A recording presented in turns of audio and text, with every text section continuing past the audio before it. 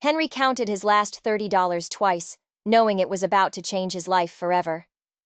But he had no idea that buying a rotting shack by a forgotten lake would make him a millionaire. The man who owned it before had vanished into the night 20 years ago, leaving behind a whole lot more than just broken chairs and shattered windows. Dusty, his golden retriever, was the first to sense it. The way his ears would perk up whenever he walked over certain patches of ground. The way he'd paw at the dirt, a strange urgency in his eyes. Something was buried out there. Something incredibly valuable.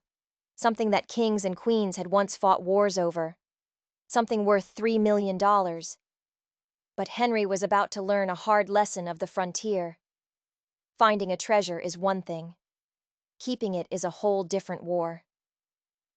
The morning sun was just beginning to climb over the dusty rooftops, casting long, skeletal shadows across the town's main street.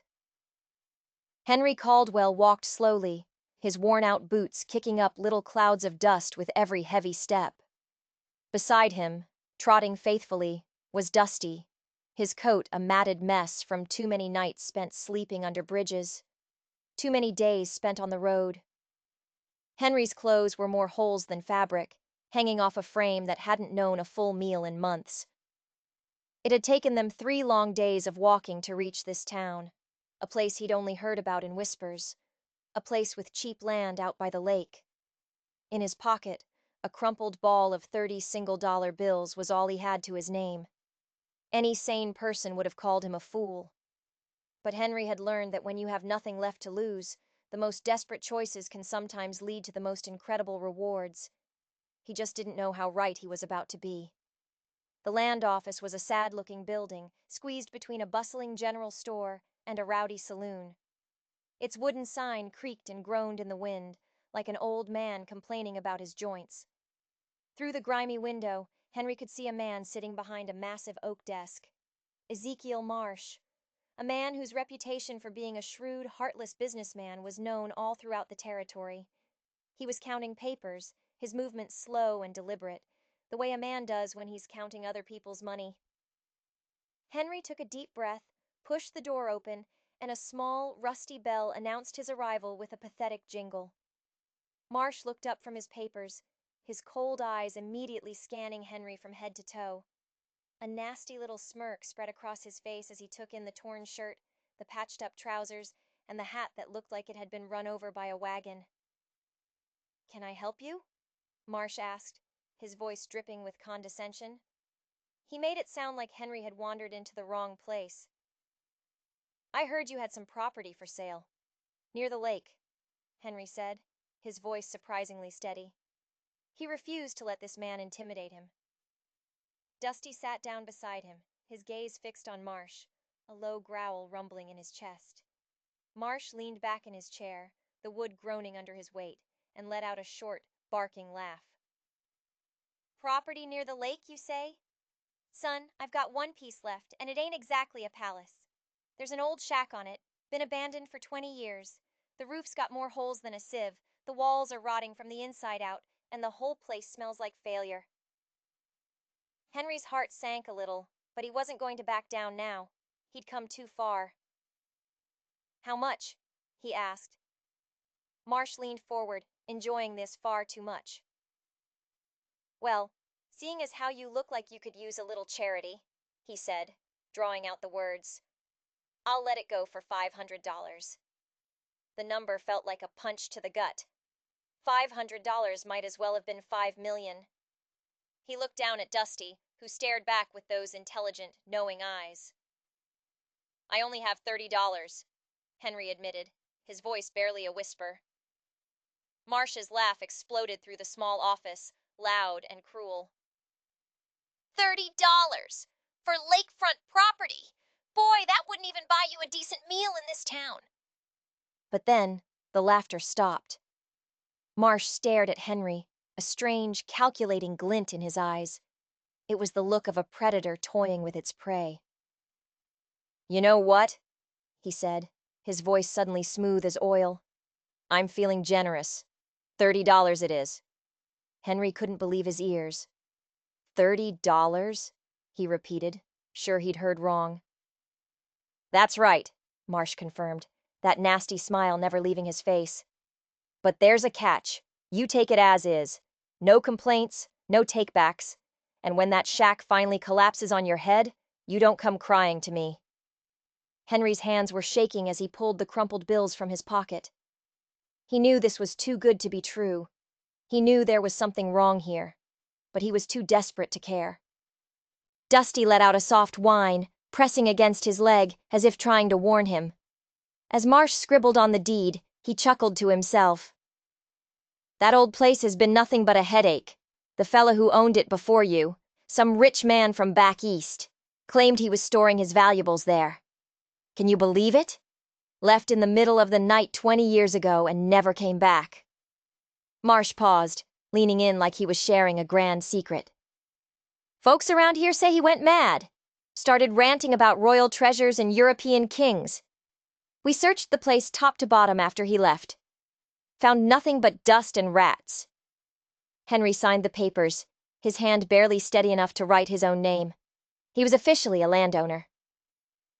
As they walked out of the office and into the bright sunlight, Dusty looked back at the building, his tail tucked between his legs. Neither of them knew it yet, but that offhand comment, that little story about a madman's ravings, was about to become the most important piece of information Henry had ever heard. Marsh thought he'd sold a worthless piece of land to a fool. He had no idea he'd just handed over a multi-million-dollar secret for the price of a cheap meal. The property was a 3-mile walk from town, down a narrow dirt path that snaked through fields of tall grass and groves of ancient oak trees. Henry and Dusty walked in silence, the only sound the crunch of their feet on the dry earth. Henry's worldly possessions were all in a single canvas sack slung over his shoulder, a sack so patched and repaired it looked like a sad, lumpy quilt. As they reached the top of a small hill, the lake finally came into view. It was breathtaking. The water was a sheet of glass, reflecting the brilliant blue of the afternoon sky. It stretched out for nearly a mile in every direction, surrounded by a dense green forest that walled it off from the rest of the world. It was a hidden paradise. For the first time in years, Henry felt a flicker of something he thought he'd lost for good. Hope. The shack was just as bad as Marsh had described. It sat about 50 yards from the shore, leaning to one side like a tired old man. Boards were missing from the walls, creating dark, gaping wounds. The roof looked like it had been in a fight with a cannonball and lost. A broken door hung from a single rusty hinge, swinging back and forth in the gentle breeze. But the location was worth a fortune. Giant, shady trees stood guard around the property. A small, clear creek trickled into the lake just a few yards away. The air was filled with the sound of birdsong and the gentle lapping of water against the shore. It was peaceful. Dusty, who hadn't wagged his tail in weeks, suddenly took off, running joyful circles around their new home. He darted around the shack, sniffing at everything, his energy boundless. Henry dropped his sack and just stood there, taking it all in. The land was his. About an acre of it. He could fix the shack, maybe even build a new one. He could plant a garden. He could fish in the lake every morning. He could live a simple life, a good life, a life of peace. As he got closer to the shack, he started noticing things Marsh hadn't mentioned. The foundation was made of expertly cut stones, fitted together with a skill that spoke of money and care. The window frames, though shattered, were large and well made. This wasn't just some thrown-together cabin. Someone had built this place to last. Inside, it was a mess of leaves, broken pottery, and the rotting remains of furniture. But the stone fireplace was huge and solid, and the wooden beams in the ceiling looked strong. With a lot of work, this could be a real home. While Henry was inspecting the inside, Dusty was getting more and more agitated outside. He kept returning to the same spot, near the back corner of the shack, whining and pawing at the ground like he was trying to dig his way to China. Henry watched him for a few minutes, puzzled. "What is it, boy? What did you find?" he asked, walking over. The ground where Dusty was digging looked different.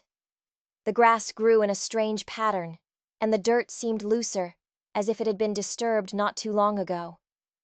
Henry knelt down, running his fingers through the soil. It was soft.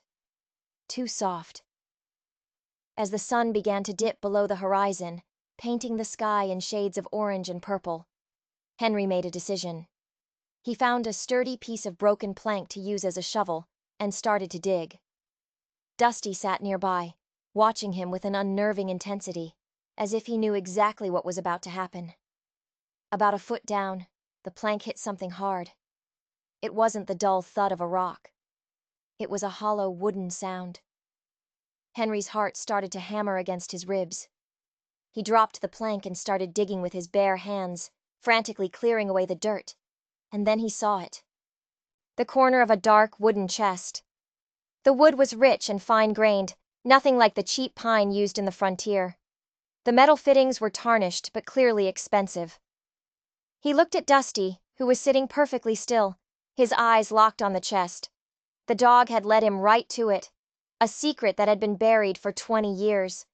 But just as his fingers touched the cold metal of the lock, he heard the sound of hoofbeats. Someone was coming, and they weren't here to make friends. Henry scrambled to his feet, his mind racing. He quickly pushed the loose dirt back over the exposed corner of the chest, trying to make it look like nothing had been disturbed. He brushed the dirt from his hands and stood up straight, trying to look casual as the sound of horses grew louder. Dusty moved to his side, his body tense, a low growl rumbling in his throat. 3 riders emerged from the trees, their horses moving at a confident, steady pace. The person in the lead was a woman, probably in her 40s, with a severe face and graying hair pulled back in a tight bun. Her clothes were expensive, and she sat on her horse with an air of absolute authority. The 2 men with her looked like hired muscle, rough, weathered, and dangerous. The woman pulled her horse to a stop about 20 feet from Henry, her calculating eyes taking in everything: his ragged clothes, the dilapidated shack, and the patch of freshly disturbed earth. "You must be the fool who bought this place from Ezekiel," she said, her voice sharp and cold. "I'm Clarabelle Morrison. My father owned this land before that man from the east bought it 20 years ago." Henry felt his throat go dry. He'd owned this place for less than a day, and already his claim was being challenged. "I have the deed," he said, trying to keep the tremble out of his voice. "Bought it fair and square." Clarabelle let out a laugh that was completely devoid of humor. "Fair and square from Ezekiel Marsh? That man would sell his own soul for a profit. Tell me, stranger, what did he tell you about this place?" The way she asked the question sent a chill down Henry's spine. She knew something. He glanced at the spot where the chest was hidden, praying his hasty cover-up was good enough. "He said the last owner left in a hurry," Henry answered carefully. "Said people thought he was crazy, talking about treasure." One of Clarabelle's men, a thin man with a jagged scar across his cheek, leaned over and whispered something to her. She nodded, her eyes never leaving Henry's face. "My father built this shack in 1840, she said.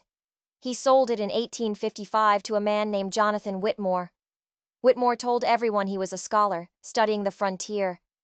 My father always said he was running from something." Henry's heart pounded in his chest. Whitmore. The man who buried the chest. "What happened to him?" he asked. "He lived here for 15 years, kept to himself. Then one night he just disappeared. Didn't even bother to pack, just vanished." Clarabelle's eyes narrowed. "But before he left, people saw him, digging holes all over this property, at all hours of the night." The scarred man spoke up. "Miss Morrison, maybe we should tell him about the letter." Clarabelle shot him a look that could curdle milk, but then her expression changed. "3 months ago," she said, her voice dropping, "I received a letter from a lawyer in Boston. It seems Jonathan Whitmore died in an asylum. In his last days, he started talking. He confessed to stealing valuable artifacts from a museum, artifacts that once belonged to European royalty." The ground felt like it was shifting under Henry's feet. Marsh's story about the madman wasn't a story at all. It was real. The lawyer said Whitmore buried the stolen goods somewhere on this property before he ran, Clarabelle continued, her voice low and intense. Items worth a fortune. And now, according to that confession, they're still here, right under our feet. Dusty whined softly, pressing himself against Henry's leg. The dog could feel the danger in the air, the way talk of money and treasure could turn deadly on the frontier. Why are you telling me all this? Henry asked, though he was pretty sure he already knew the answer. Clarabelle smiled a cold, hard smile. Because I believe those artifacts belong to my family. This was our land when Whitmore buried his stolen loot. We have a stronger claim than some drifter who paid $30 for a broken-down shack. The other hired man, who had been silent until now, spoke up. Ma'am, we could just take what we want. He doesn't look like he could stop us. Henry's blood ran cold, but he stood his ground. I may not look like much, he said, his voice hard, but I own this land. Whatever's buried here is mine. That's where you're wrong, Clarabelle said, swinging down from her horse. Stolen goods are always stolen goods, no matter whose land they're buried on. They belong to their rightful owners. She started walking toward the shack, her eyes scanning the ground, searching. Henry's panic rose. He knew she would see the disturbed earth. He knew it was over. But then, something amazing happened. As Clarabelle got closer to the hidden chest, Dusty suddenly shot forward. He planted himself between her and the treasure, barking and snarling, his teeth bared. It was a display of ferocity Henry had never seen from his gentle companion. Clarabelle stopped dead in her tracks, startled by the dog's sudden aggression. In that single moment of distraction, Henry knew he had to make a choice that would either make him a rich man or a dead one. Clarabelle smiled a cold, hard smile.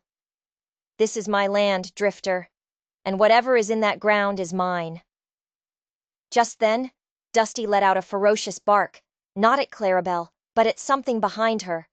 More riders were coming, and they were riding fast. 4 men on powerful horses thundered into the clearing, their animals lathered in sweat. The man in the lead was tall and broad-shouldered, with a silver badge pinned to his vest that glinted in the fading light.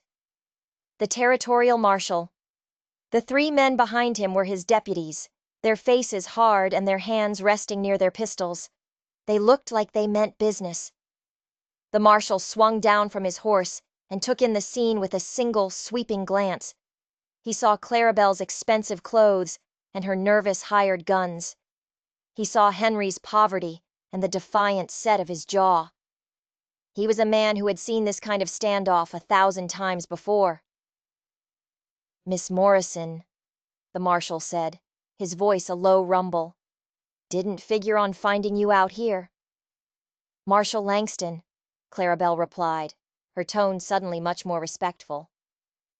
I was just having a discussion about property rights with this gentleman. The marshal's eyes shifted to Henry. You must be the one who bought this place from Marsh. My name is Wade Langston. We got some interesting news from back east. A telegraph about some stolen artifacts that might be buried around here. Henry's stomach dropped. Now the federal government was involved. His claim, Clarabelle's claim, they didn't mean anything anymore. The wire came in this afternoon, Langston continued, his eyes scanning the property. From the Boston Museum of Fine Arts. They're offering a reward for the return of some items stolen from their collection 20 years ago.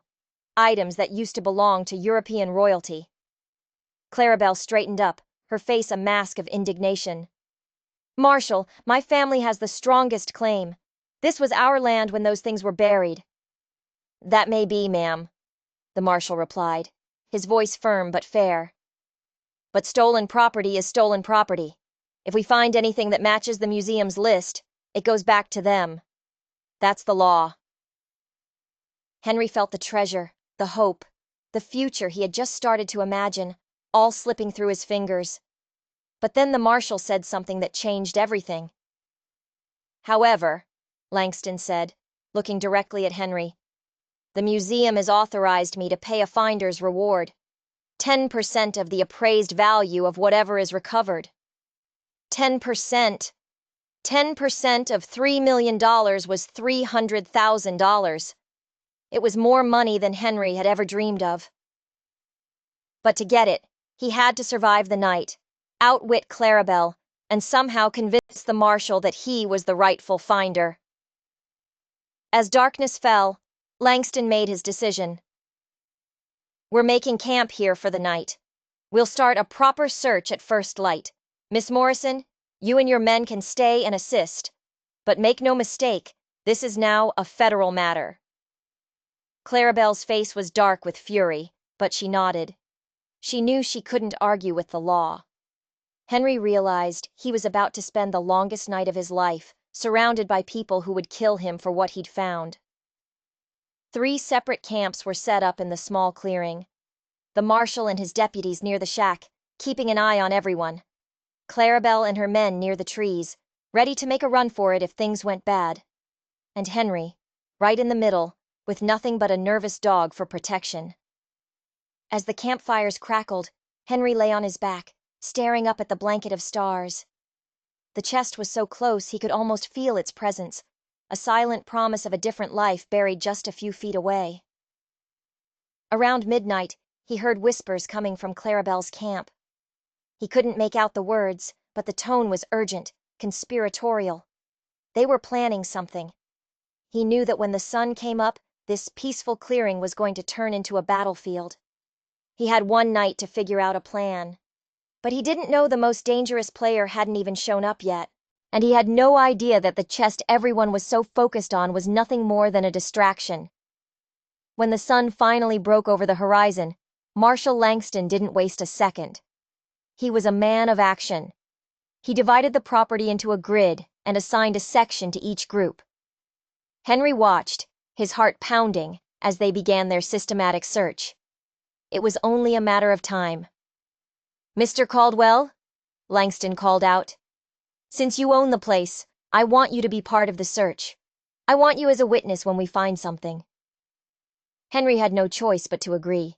He joined in, doing his best to subtly lead the searchers away from the back corner of the shack.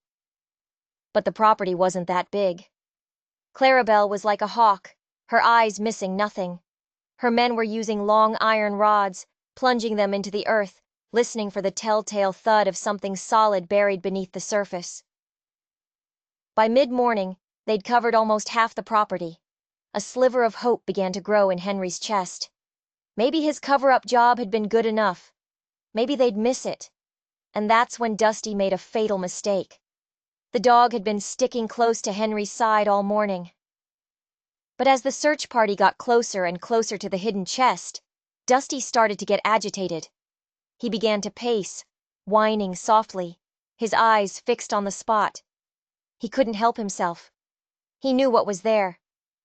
Clarabelle noticed immediately. "That dog of yours has been acting mighty strange around this spot," she said, her voice sharp. "Ever since yesterday." Langston stopped and watched Dusty for a moment. "Mr. Caldwell," he asked, his eyes narrowed, "has your dog found something here before?" Henry was trapped. If he lied, and they found the chest anyway, he'd look guilty. If he told the truth, he might lose any chance at the reward. "He's been sniffing around here since we arrived," Henry admitted. "I just figured it was a rabbit hole or something." The scarred man from Clarabelle's crew stepped forward with his iron probe. "Let me have a look." Henry could only watch in horror as the man began methodically plunging the rod into the ground. On the third try, the rod stopped short with a loud, distinct thud, a wooden sound. "Got something?" he yelled. Everyone rushed over. Langston took charge, and soon they were carefully digging away the dirt. Within minutes, the entire chest was exposed. It was even more magnificent than Henry had realized. 3 feet long, 2 feet wide, made of a dark, rich wood with ornate brass fittings.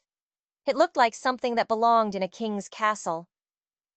Clarabelle knelt beside it, her eyes glittering with greed. "This is it," she whispered. "This has to be it." Langston was more cautious. "We'll document everything before we open it. Procedure has to be followed." But as two of the deputies bent down to lift the heavy chest from the ground, a new voice, calm and cold, cut through the tense silence. "I wouldn't touch that if I were you." Everyone spun around. A man was walking out of the forest. He was dressed in an expensive dark suit that looked completely out of place on the frontier. Two other men, big and menacing, walked a few steps behind him. They moved with the quiet confidence of men who were used to violence. The man in the suit stopped and removed his hat, revealing a slick, well-groomed head of hair. He had the kind of smile that never reached his eyes. "My name is Augustus Whitley," he said, his voice smooth and educated. "I represent the estate of the late Jonathan Whitmore, and I believe you've found something that belongs to my clients." The arrival of Whitley changed everything. The air, already thick with tension, now felt electric. Langston's hand moved instinctively closer to his pistol. Clarabelle's men squared their shoulders, ready for a fight. "Mr. Whitley," the marshal said, his voice dangerously low. "This is a federal investigation. Whatever claim you have will go through the proper channels." Whitley's smile widened. "Marshal, I admire your commitment to the rules, but I'm afraid this situation is a bit more complex than you think." He reached into his coat pocket. For a second, Henry thought he was going for a gun, but all he pulled out was a folded piece of paper. "This," he said, holding it up, "is a federal court order from Denver. It authorizes me to recover any and all property belonging to the Whitmore estate." Langston took the document and read it, his face growing grimmer with every line. Henry felt like he was watching his future dissolve into dust. First Clarabelle, then the marshal, and now this slick lawyer. Everyone had a claim but him. "This seems to be in order," Langston admitted reluctantly.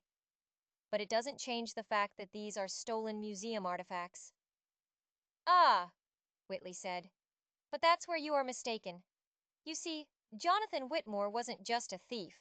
He was the heir to a massive European fortune. And some of the items he acquired from the museum were actually family heirlooms that had been illegally sold to the museum in the first place." Clarabelle shot to her feet, her face red with rage. "That's a lie! The confession said he was a thief." "He confessed to taking items from the museum," Whitley corrected her smoothly. "He never said he didn't have a right to them. The Whitmore family has been fighting for 20 years to prove that some of those artifacts were rightfully his." Henry felt dizzy. The simple discovery of a buried chest had turned into a legal nightmare involving multiple states, the federal government, and international claims. He reached down and scratched Dusty behind the ears. "Well, boy," he whispered, "at least we tried." But Whitley wasn't done. He looked around at the stunned faces and dropped his final bombshell. "There's one more thing you should all know. According to Jonathan's private journals, this chest you found, it contains only a small fraction of what he buried here." The silence that followed was absolute. "What do you mean, a small fraction?" Langston demanded, his voice tight. Whitley gestured grandly at the chest. "That contains some documents, a bit of jewelry, a few minor pieces. The real treasure, the items worth millions. He buried somewhere else on this property." Clarabelle's scarred man took a step forward. "You're lying. You're trying to trick us." "Am I?" Whitley replied. He nodded to one of his men, who produced another document. "This is a copy of Whitmore's burial map. The chest you found is marked right here. It's labeled Document Repository. It was a decoy, gentlemen, a distraction." The group stared in stunned silence. They'd been fighting over a box of papers. The real prize, worth millions, was still buried somewhere on Henry's land. And now, everyone knew it. Whitley held up the map for all to see. It was a hand-drawn, slightly crude map of the property, with several X's marked on it. "As you can see," he said, "the real work has just begun." Marshal Langston looked from the map to the surrounding land, a new, determined look on his face. This was no longer a simple recovery mission. This was a full-blown treasure hunt. But as the others started arguing over the map, Henry noticed something. The map was vague. It showed general areas, not exact locations. And then he looked down at Dusty. Dusty had found the first chest without a map. His loyal dog was the only one who could lead them to the real treasure. The question was, could he get to it first? While everyone else was crowded around Whitley, arguing about the map and legal jurisdictions, Henry saw his chance. He quietly backed away from the group, giving Dusty a subtle nod. The dog understood immediately. They began to walk the perimeter of the property, trying to look like they were just stretching their legs. But Dusty was on a mission. His nose was glued to the ground, his tail held high and stiff with concentration. Henry's heart was pounding. He kept glancing back at the group, praying no one would notice them. They had circled about half the property when Dusty suddenly froze. He was standing near a small cluster of 3 ancient oak trees that stood close together. His ears were perked, his body was rigid, and then he started pawing at the ground, exactly like he had before. Henry knelt down. The ground felt soft. He knew, with absolute certainty, that this was the spot. The real spot. "Find something interesting, Mr. Caldwell?" The voice made Henry jump. Augustus Whitley was standing right behind him. He had moved as silently as a cat. His 2 large companions stood a few feet away, watching. "Just admiring the trees," Henry said, his voice tight.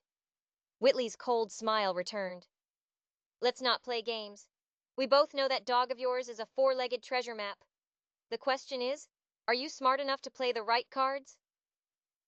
Henry stood up slowly, positioning himself between Whitley and the spot. Dusty let out a low growl. "What do you want?" Henry asked. "A partnership," Whitley said, his voice dropping to a conspiratorial whisper.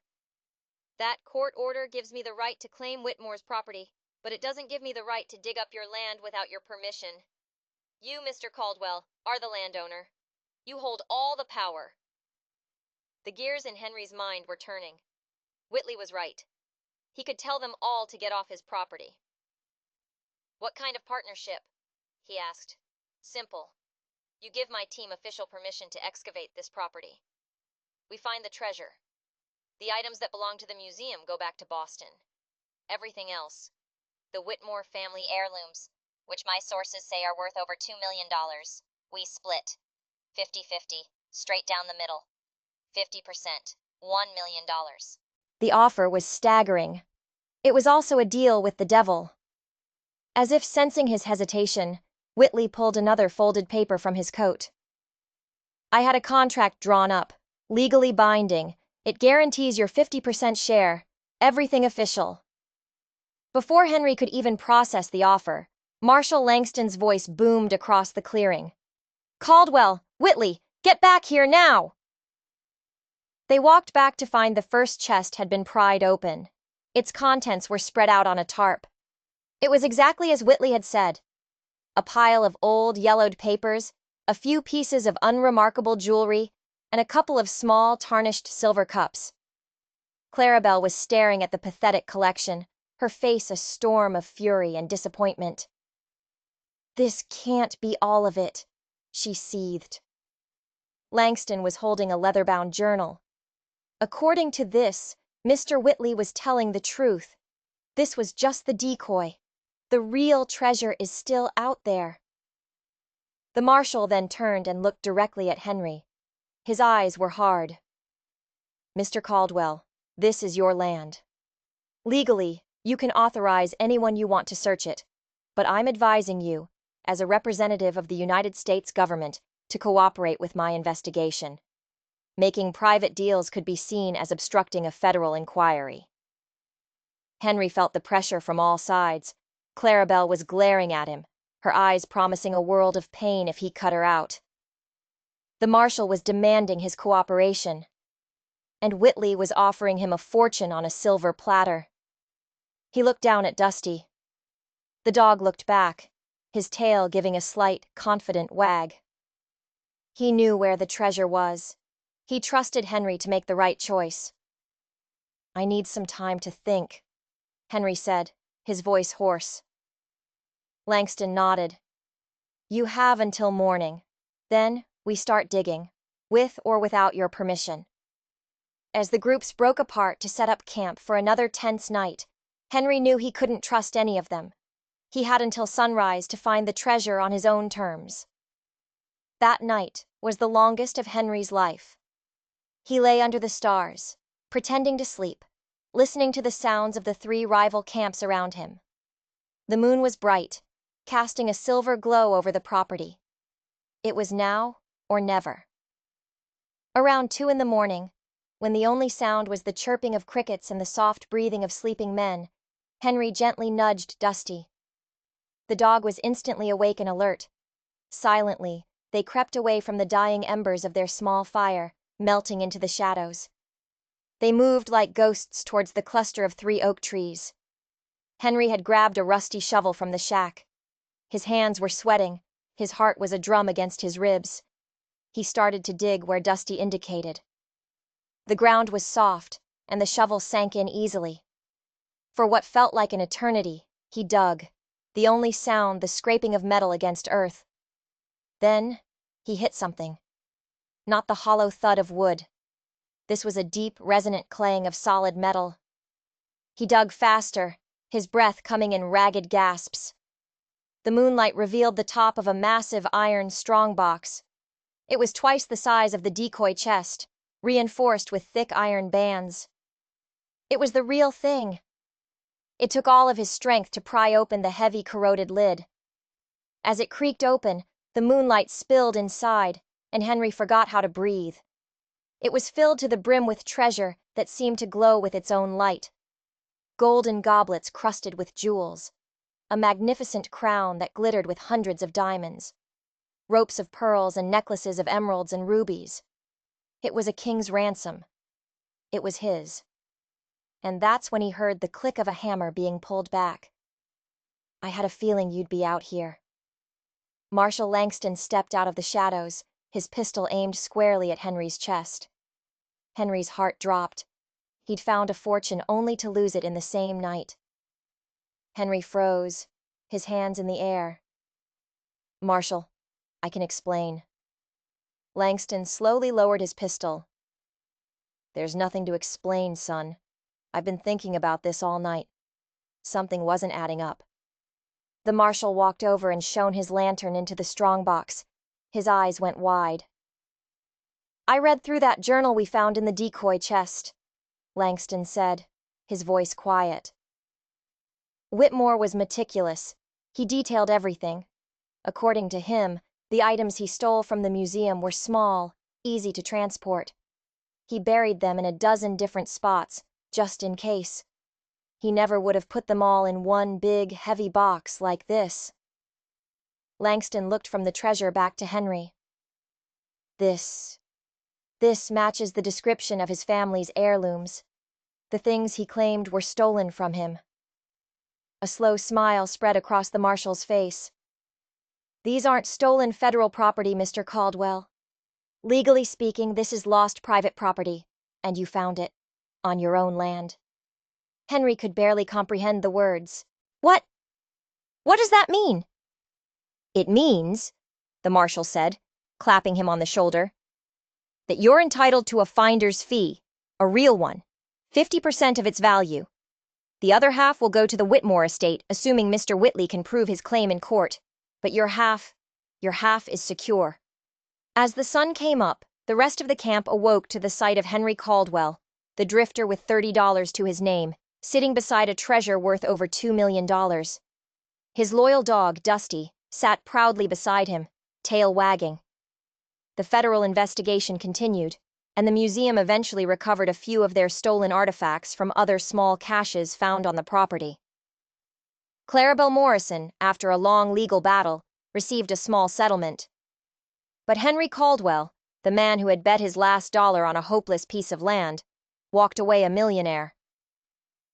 3 months later, Henry stood on the porch of his brand new house, built right where the old shack had stood. He watched Dusty chasing squirrels near the edge of the lake, his life completely transformed. He had used the money to build a comfortable home, but he never forgot the feeling of having nothing. He started a fund to help other folks down on their luck, giving them the same kind of second chance that fate had given him. Every evening, he and Dusty would walk the property, the man who had found a fortune and the dog who had shown him where to dig. It was a story that proved that sometimes the greatest treasures aren't found on a map, but through loyalty, hope, and the incredible instincts of a very good dog. If you loved this incredible tale of treasure, loyalty, and frontier justice, don't forget to hit that like button and subscribe for more amazing stories from the Old West. And if you have a story about a lucky discovery or an unbreakable bond between a person and their pet, share it in the comments below. We'd love to hear it.